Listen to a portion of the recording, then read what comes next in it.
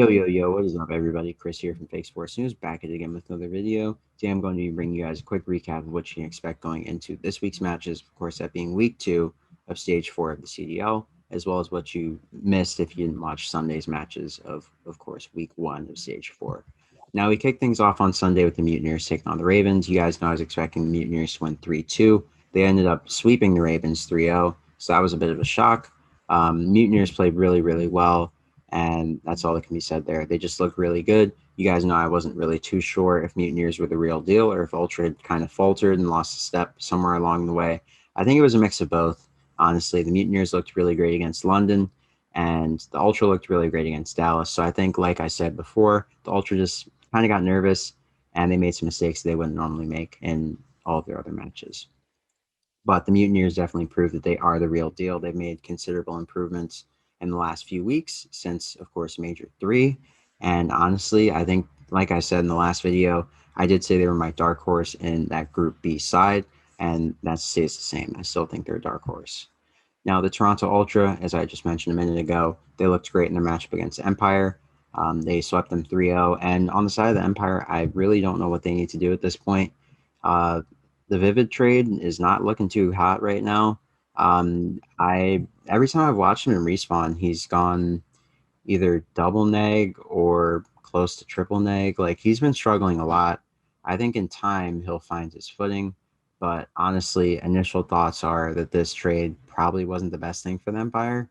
Maybe they could have picked up somebody else, like maybe John or someone else with a lot of experience, a veteran player, to help really kind of bridge the gap between Crimsix, of course, being the most veteran in the scene, and Shotzi and Illy, of course, Shotzi being the literal rookie of the year and MVP last year, and Illy, of course, also being a rookie last year, being in his second year as a pro. I think they need someone who could kind of bridge the gap between those two. So you need like a grizzled vet like John or someone with more experience to kind of say, hey, Crim, these guys are new. Let's not try to throw them in the deep end, or hey, guys, you guys understand. A liaison. That's what I'm looking for. So I'm not sure what the Dallas Empire need to do here. Maybe they just need more time to kind of click and iron things out, but they haven't looked great in their last couple showings. They barely beat London, and London got smoked by Florida, so that doesn't look too great for, of course, the Empire side. But on the Toronto Ultra side, there's nothing but positive takeaways. Of course, they had a few missteps in their series against the Mutineers. They could have won that series. They took it to a game 5. Mutineers are looking great. But honestly, I don't know, man. It's kind of a weird thing going on right now in Group B. Like, everybody's like looking strong and then weak and then weak and then strong. I just don't know. We'll have to wait for some of the dust to settle by the end of this week, and then I'll be able to make some more definitive calls against the data that we have. So I might do another power ranking at this point in the season after some of the dust is settled at the end of week 2. But as it stands, Ultra and Mutineers are looking to be two of the top contenders within Group B. Obviously, New York Subliners are still the top dog in Group B, but I think Mutineers and Ultra will be number 2 and 3. And you guys know Mutineers are my dark horse, as I mentioned before. So I think they will continue to be the dark horse, if not the second best team overall in the group, just period, point blank. Now, in our last matchup of the day, Faze, they 3-0'd Optic in record time.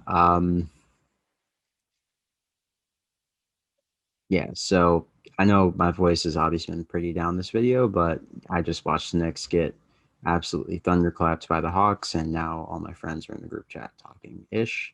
So that's fun. I'm like doubly down bad. So Optic fan, Knicks fan, down bad. You know what I'm saying? Cue the names here, yeah. And pain. It's on the menu. Breakfast, lunch, and dinner. It's all I eat, sleep, and breathe right now. And yeah, something will turn around. But I think for the time being, I'm a full time Faze fan, ladies and gentlemen. Um, support my hometown team. Stop the pain. 1-800 stop the pain, ladies and gentlemen. Yeah, but Faze looked great. They 3-0'd Optic. They really rebounded after their 3-2 victory earlier in the week against the Legion. And they look to be the real deal. They look to still be on top. And I think that'll continue going into, of course, tomorrow's match. Segue. So Faze take on Seattle Surge in today's match, your time, and tomorrow's match, my time, recording it the night before, obviously. Early bird gets the worm. You know what they say.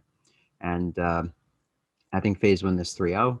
Honestly, I do like the recent roster change that the Surge made, but it's just hard to really go against Faze at this point. Faze, they're so strong. I mean, they just 3-0'd Optic. Optic were looking really, really good. They 3-0'd Rocker. Rocker looked really good in their rebound match against the Legion. So honestly, in this little power ranking that we have for Group A, Faze clearly number one. I would put Optic 1B. And yeah, I think teams like Surge and obviously Minnesota, they're just gonna have a hard time. Paris, obviously, as well. I think they're just gonna have a rough go of it. And I don't know, man. I just don't know what to expect. Thieves, I think Thieves will probably be the third ranked team in this group, if I'm being honest with you, behind Optic and, of course, Faze. But yeah, I think teams like Surge are just going to have a tough go of it. So we'll see what happens. Honestly, I do like the roster change that Surge made. Adding Classic back into the mix has really helped Octane and Gunless to kind of open up the map a little bit, but I don't think they'll beat FaZe. I think it'll be a 3-0 or 3-1 for FaZe. I'm going to lean towards a 3-0 just because FaZe has looked to be in such great form, excuse me. They 3-0 Optic. I think they'll ride out that momentum and they'll win the first three maps. Now, of course, in our second matchup of the day, our last matchup, we have the Empire taking on the Gorillas. And man, this is going to be a tough one to predict. We haven't really seen a lot of the Gorillas, but what we saw of the Gorillas wasn't too convincing. Obviously, they played the Subliners. Subliners beat them 3-1. Gorillas did look pretty solid. They played them pretty tight. And I know Dallas will definitely be trying to rebound after having such a terrible performance against the Ultra. They're going to want to prove that they are a better team than what they showed us on Sunday. And the Gorillas will too. They will want to show us they are a better team than what they showed us on Saturday of last week. But honestly, I do think that the Gorillas walk away with this victory here. I think the Dallas, I just don't know. I really don't know. They're in a weird spot right now, and they haven't figured it out. So I think Gorillas take this. I think it's game five. I think it's 3-2. But this series could honestly go either way. If Dallas Empire win, I wouldn't be too surprised. But if the Gorillas win, honestly, I would kind of expect that a little bit more. I think it's a 3-2 in favor of the Gorillas, though. I don't like what I've seen from Vivid on the roster. They barely beat London, and London didn't look that great against, of course, the other sides they played up against. On Sunday, they played up against, of course, the Mutineers. They got 3-0'd. And then they played Dallas, and they didn't look too great there either. So nothing really too encouraging for Dallas. You got stomped by the Ultra, who didn't look good against, of course, the Mutineers. And then the team that you beat, they got 3-0'd by the team that 3-2, the team that 3-0'd you. So if you're following my little power ranking here, Dallas is down bad. So with that being said, I think the Gorillas walk away 3-2. I think this is going to turn some heads tomorrow. I'm calling the upset here.